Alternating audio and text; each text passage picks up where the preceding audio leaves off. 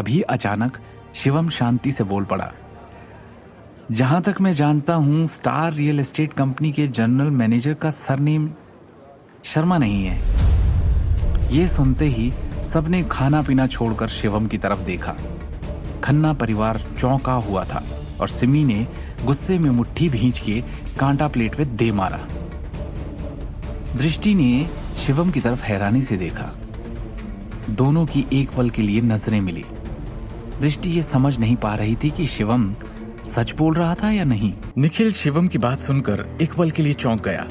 सबने मुड़कर उसकी तरफ देखा। सब उसे ऐसे देख रहे थे कि वो अब क्या जवाब देने वाला है। निखिल ये स्टेटमेंट एक्सपेक्ट नहीं कर रहा था, इसलिए वो थोड़ा घबरा गया।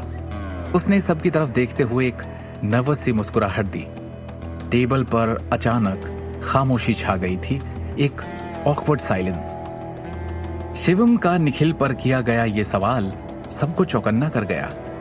उसकी हिम्मत देख मुकुल को गुस्सा आ गया और अपने गुस्से को दबाते हुए उसने पूछा, शिवम भाई, तुम कहना क्या चाहते हो? जरा बात थोड़ा सोच समझ कर मुंह से निकाला करो। है और जिस बारे में तुम्हें पता नहीं, इस बारे में अपना मुंह बंद रखोगे तो ज्यादा बेहतर होगा।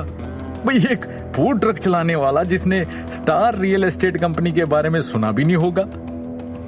शिवम ने कहा, नहीं, मैंने तो बस क्यूरोसिटी में पूछा, क्योंकि अगर निखिल वाकई में स्टार रियल एस्टेट कंपनी का जनरल मैनेजर है तो उसने वाटर गार्डन टाउनशिप में सबसे सस्ता फ्लैट क्यों खरीदा? मुकुल ने टेबल पर एक हाथ दे मारा। क्या कहा तुमने मेरे दामाद पर सबसे सस्ता घर खरीदने का आरोप लगाने की हिम्मत कैसे की? नकारा दामाद तुम हो, 1 लाख खर्च करने की औकात नहीं है तुम्हारी। सब लोग मुकुल का गुस्सा देखकर पत्थर से हो गए। सबकी शक्ल पर डर और हैरानी के एक्सप्रेशन थे। शिवम ने आज दोपहर ही स्टार रियल एस्टेट कंपनी के जनरल मैनेजर अविनाश नारायण से मुलाकात की थी, तो एक और महाप्रबंधक अचानक कहां से कैसे प्रकट हो सकता है? कुछ लोगों में क्षमता नहीं होती, फिर भी वो दूसरे लोगों को ईर्ष्या भरी निगाहों से देखते हैं। मुकुल ने शिवम की ओर देखते हुए कहा, शिवम गांधी नाम है ना तुम्हारा? भाई, मुझे समझ नहीं आ रहा कि तुम्हारे जैसा बेकार आदमी किसी का दामाद कैसे बन गया। जैसे कि इतना काफी नहीं था, अपनी पत्नी के सामने इज्जत कमाने की तुम्हारी काबिलियत नहीं है और ना घर खरीदने के लिए पैसे। तुम तो बस एक जोक हो जो अपनी पत्नी की मेहनत पे जीता है। तुम जैसे लोगों से बात करने का मतलब है अपनी हैसियत से नीचे गिरना। शिवम ने मुकुल को इग्नोर करते हुए निखिल से पूछा, मैं कंफ्यूज हूं, प्लीज लेट मी नो, आपकी अभी की स्थिति क्या है? शिवम चुप रहो, सिमी ने गुस्से से कहा। पैसों की बात आए तो शिवम और निखिल के बीच जमीन आसमान का अंतर था, तो शिवम का ये सब बोलने का मतलब क्या बनता था? नहीं, उसे बोलने दो, मैं सुनना चाहता हूँ कि ये साबित क्या करना चाहता है। मुकुल ने कहा। क्या हुआ? कहने के लिए कुछ बचा नहीं। निखिल ने शिवम का मजाक उड़ाया। क्या आपने कभी खुद को देखा है? एक घर जमाई होने के अलावा आपकी पहचान क्या है? क्या आप जानते हैं कि आपकी उम्र के आदमी को किस ब्रांड के कपड़े पहनने चाहिए? क्या आप जानते हैं कि किस तरह की घड़ी आपके कपड़ों के साथ मैच करेगी? क्या आपको ये आइडिया है कि आपको किस तरह की कार चलानी चाहिए?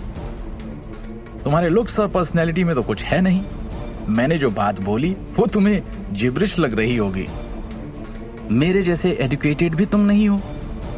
निखिल ने निर्दयता से कहा, जैसे वो किसी सड़क छाप इंसान से बात कर रहा हो। समझ सकता हूं मैं कैसा फील कर रहे हैं आप। आपके जैसा कम कमाने वाला कोई आदमी मुझे शब्दों से हराने के बारे में कैसे सोच सकता है? मैं आपसे हर मायने में बेटर हूं, एक्सेप्ट कर लो। निखिल ने अपना सिर हिलाया और व्याख्याता के स्वर में बोला। शिवम ने मुस्कुराते हुए जवाब दिया, वो सब तो ठीक है, लेकिन आप जो इस बात पर अड़े हुए हैं कि आप स्टार रियल एस्टेट के जनरल मैनेजर हैं, मैं ये जानना चाहता हूं कि ये बात अविनाश नारायण को पता है? अविनाश नारायण? तुम अविनाश नारायण को कैसे जानते हो?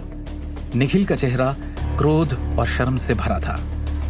भाई निखिल बेटा, ये कौन है ये अविनाश नारायण? मुकुल ने पूछा। निखिल के बदले हाव भाव को उसने भी नोटिस कर लिया था।